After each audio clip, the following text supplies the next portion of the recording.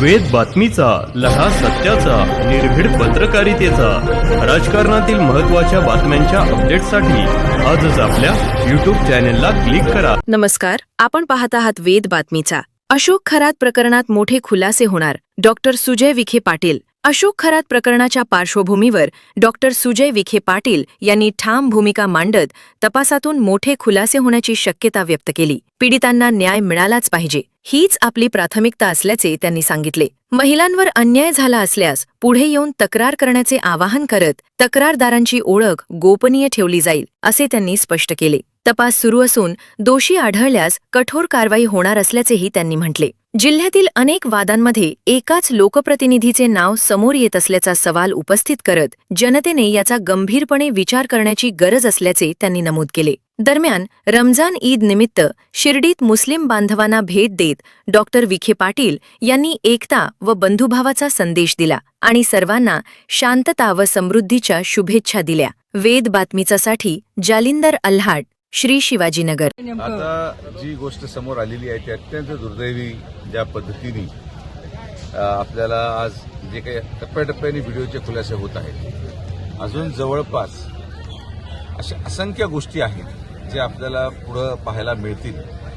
समाजामध्ये अशा प्रकारे सर्वसामान्य लोकांचा भावनेशी खेळत, धार्मिकतेचा आधार घेत असे कृत्य जेव्हा होतात तेव्हा निश्चित त्यांनी वेदना होतात. मला विश्वास आहे की आता यामध्ये शिर्डीमध्ये दोन प्रकारचे लोक असतील या प्रक्रियेमधले. एक जे त्या प्रक्रियेची पीडित लोक असतील, म्हणजे या पीडित महिला असतील, त्यांचा एक वेगळा वर्ग आहे. आणि त्या पीडित वर्गांच्या व्यतिरिक्त ज्या लोकांनी संपर्क ठेवून संपत्तीच्या माध्यमातून काही त्यांचे टायअप असतील असे लोक आहेत. मला असं वाटतं की जेव्हा जबाब घेतले जातील, या जबाबामध्ये कोणाकोणाला व्याजाचा धंद्याच्या माध्यमातून कर्ज शिर्डीमध्ये दिलं गेलेलं आहे, कोणाकोणाची संपत्ती त्या पैशातून उभी आहे आणि त्या संपत्ती देण्याचं मूळ कारण काय, अशा सगळ्या गोष्टी पोलीस तपासणीमध्ये समोर येतील. महिनाभर थांबा, आपल्याला सगळ्या गोष्टी स्पष्ट होतील. एका व्हिडिओमध्ये अहिल्यानगरच्याही मोठ्या एका बड्या नेत्याचं असल्याचं सहभाग असल्याचं दिसून येते कार्यक्रमात. आता ज्या पद्धतीने या सगळ्या गोष्टी घडल्याने घटनाक्रम आपण पाहिला, लोकप्रतिनिधी अशा प्रकारे वेगळ्या वेगळ्या ठिकाणी जिथे वादग्रस्त विषय होतात, मला हा प्रश्न नेहमी पडतो की एक चेहरा या जिल्ह्यातला प्रत्येक वादामध्ये आपल्याला सामान्य दिसतो.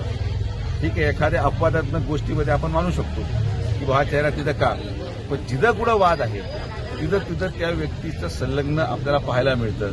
तर जिल्ह्याच्या जनतेने हा विचार केला पाहिजे की आपण कशा पद्धतीचे लोकप्रतिनिधींना मतदान टाकतो आणि कोणते लोकप्रतिनिधी खरंच समाजाच्या हिताचे आहेत, आपल्या सगळ्यांना बरोबर घेऊन जाऊन विकासाला बरोबर धरून करणारे आहेत की त्यांच्यासमोर आता लवकर येईल.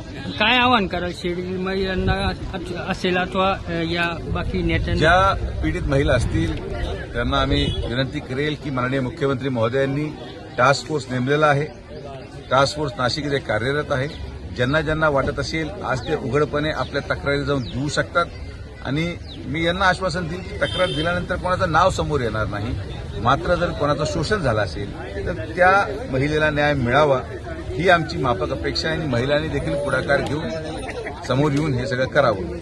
राहिला मुद्दा जे प्रतिनिधी त्याच्यामध्ये दिसले, आता प्रत्येकाचं वेगळं वेगळं कारण असेल, त्यावर बोलण्यापेक्षा मी तुम्हाला एक गोष्टीची खात्री देतो की जेव्हा जबाब समोर येतील, हे नुसतं तिथं काही लोक तिथं नव्हते असं नाहीये, जबाब जेव्हा समोर येतील तेव्हा अनेक कृत्यांचा पर्दाफाश होईल.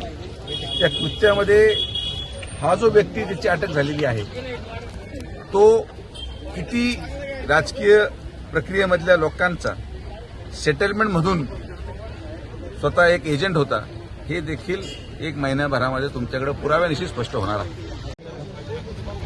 आज रमजानच्या या समाप्तीला, ईदच्या या सणानिमित्त शिर्डी येथे ईदगाह मैदानमध्ये शिर्डी येथील आमच्या मुस्लिम बांधवांना शुभेच्छा देण्यासाठी आम्ही आलेलो आहोत. वर्षानुवर्ष ही एक प्रथा आणि परंपरा आम्ही सातत्याने कायम ठेवली. शिर्डी हे एक सर्व धर्मसमभावाच्या भावनेने वागणारं शहर आहे.